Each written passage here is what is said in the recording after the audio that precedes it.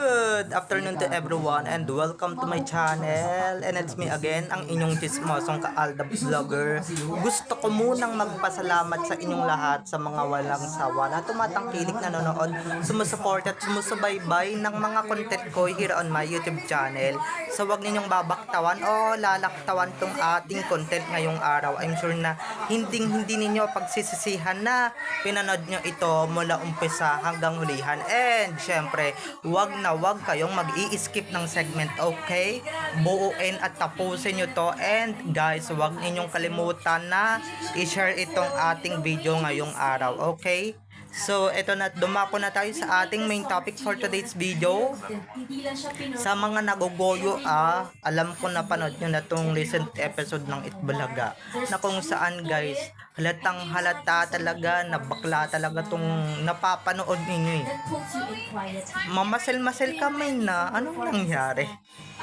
Ba't mamasel-masel ka? And syempre, ba't, diba? So, ito na guys, watch this. Mamaya, papaliwanag ko sa inyo ng buong buo. So, ito na guys, watch this.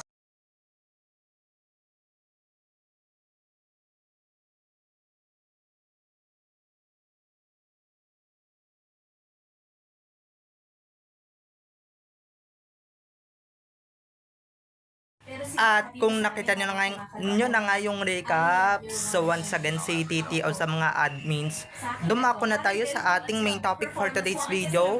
Gaya nga ng sinabi ko kanina mga ka-ADN, ito na nga mga ka-Alab Nation, like what I said earlier, mga alam ninyo, yung mga nagtatanga-tangahan at nagbubulag-bulagan pa rin hanggang ngayon mga ka-ADN, ito na nga. Hindi pa ba kayo marunong maka-analyze or maka-analisa ng cloney sa hindi cloney, di ba mga ka-ADN? So, marunong ba kayo makaintindi rin talaga ng bakla sa hindi bakla, di ba mga ka-ADN? So, eto na nga, napakalinaw na nga eh, di ba? Doon pa lang sa pagtaas niya ng sa pagtaas niya ng kamay, sa pagganyan niya, naku, mamasil-masil siya, ibig sabihin guys, lalaking lalaki yan si Cloney, na talagang nagkatawang babae lang, di ba? Or di ba nagparitoke, nagparitoken, pero yung muscle niya hindi niya talaga pinaritoken, no? Hindi man lang niya pinaliitan. Okay na sana eh, di ba? Marami na sanang maniniwalang mga tao dito sa Cloney na ito eh, di ba? Actually, di ba, pag nakikita or pagka nakakakita tayo ng mga nanggagaya ng mga kalok-alike, talagang mananiniwala tayo na sila talaga yun, yung original artists talaga yun. Pero dito guys, I'm not convinced na she's the original Maine Mendoza because of her muscle, okay? Of her muscle, of her arm. I'm not convinced, okay? Kahit anong gawin niya, kahit anong gawin pilit niya, we're not convinced. Ibig sabihin, hindi siya convincing, okay? Hindi siya convincing na umarte, diba? Hindi siya convincing na magpanggap na Maine Mendoza talaga mga ka-ADN, diba? Kung yung iba nagugoyo dyan, diba? Sila yon, mga wala kasi silang utak eh. Mga bobo at tanga kasi sila eh, diba? Mga utak nila walang kapasidad or hindi talaga marunong umintindi or makaintindi ng sitwasyon. And syempre, ng mga pinagsasabi natin na si Cloney talaga yung nandoon sa Itbulaga, diba? At ito pa, diba? Kahit nakikita naman na nilang bakla yung nandoon, ipagpipilitan pa nilang si Maine. O ngayon, diba? Ngayon, ipagpipilitan nyo pa ba na si Maine yung nandoon, diba? Ewan ko na lang sa inyo, diba? Diyos ko, pati yung dibdib guys, mamasel-masel, Diyos ko po, mahabag yun, diba? Kilala naman natin, diba, kilala naman natin yung original Maine Mendoza. Yung original Maine is wala talagang muscle, pati yung dibdib, diba? yung dibdib walang guhit. Oo, may guhit pero malaki yung hinaharap, 'di ba? Pero yung Clowny, wala siyang maipagyabang na ganun sa dibdib niya. Kasi yung dibdib niya is pang lalaki. Parang hindi naman pang grand finals yung ano niya. Oo, busi.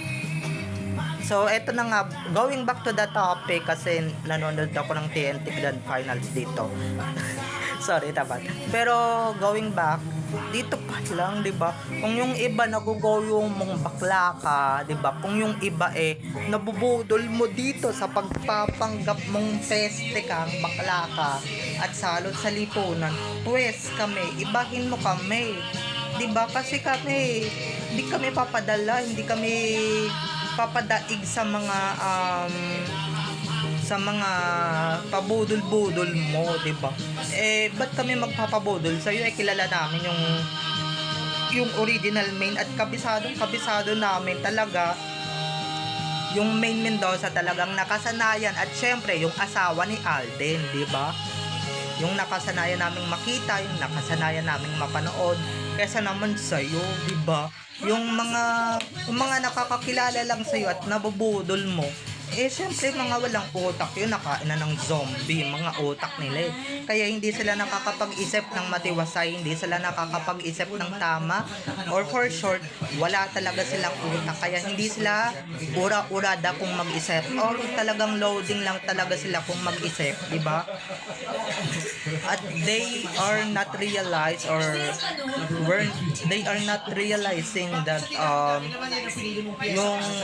yung pinapanood nilang Main Mendoza is Clowny at nagpapanggap lang, 'di ba? Yung nagpapanggap lang na Main Mendoza. So, 'di ba? Unlike dun sa mga, 'di ba? Gayang-gaya na yung mukha 'di ba?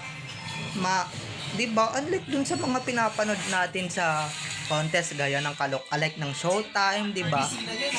'Di ba? Ganun talaga yung kunwari ay mabubudol ka na lang talaga na para bang siya talaga yun, na para bang siya talaga yung original natin napapanood.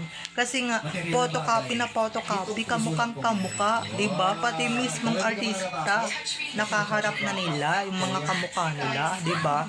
Yung isa si May, yung original Main Mendoza, pati yung clones ni Main, pati itong hinaharap nila sa Itbulaga na itong mga walang yang management ni Main Mendoza, 'di ba?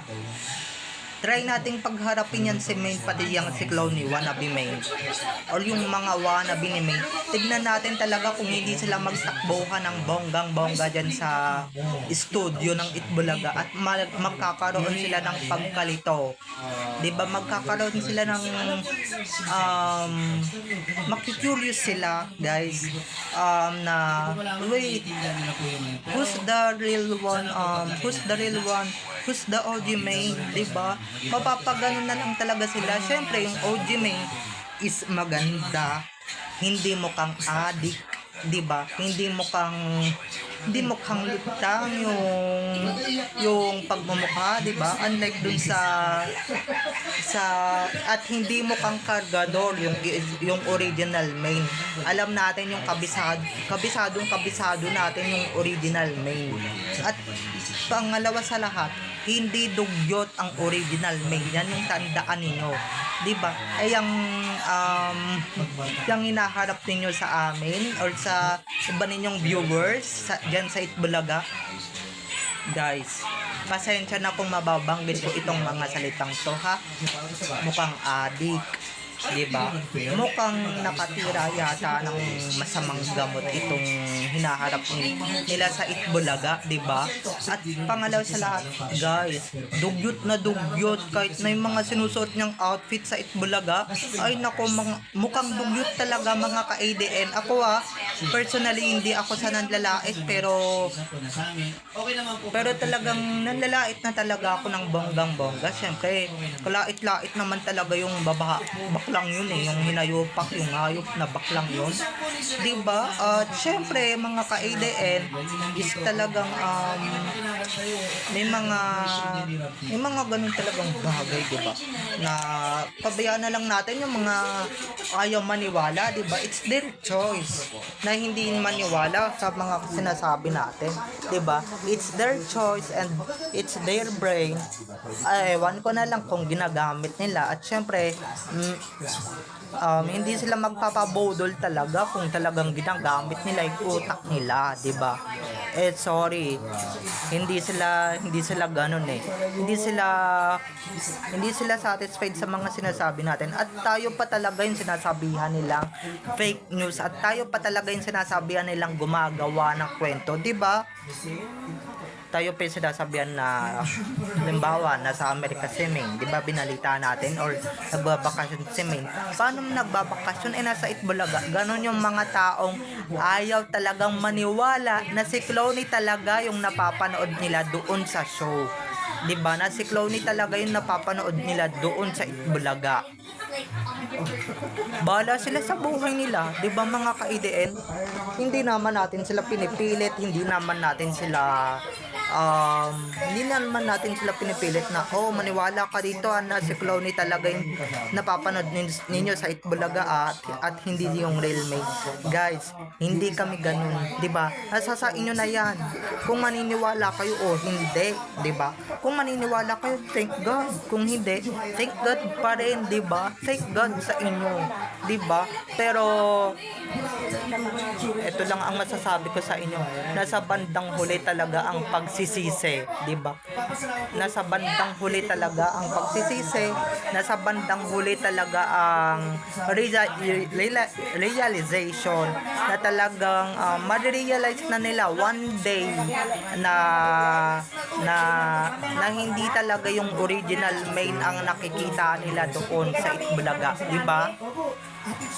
Bayaan natin silang ma-realize yan at mag-sink in sa utak nila na itong mga sinasabi natin is talagang sobrang tama, 'di ba? At sila yung mali. Okay mga ka-ADN? So, bye-bye na mga ka-ADN. I love you all. Have a nice day. Keep safe. And God bless everyone. Bye-bye. I love you all. Enjoy watching. Don't forget to subscribe to my YouTube channel and don't forget to like this video if you kung nagustuhan nyo to. And syempre, don't forget to subscribe to my YouTube channel and don't forget to click the notification bell para pag nag-upload ako, kayo agad ang unang-unang manonotify sa aking mga susunod pang i-upload na mga videos. Okay? So, bye-bye na mga ka-ADN. I love you all. Have a nice day. Keep safe. And God bless everyone. Bye-bye. I love you all. Enjoy watching. I love you all. See you on my next videos. Bye-bye.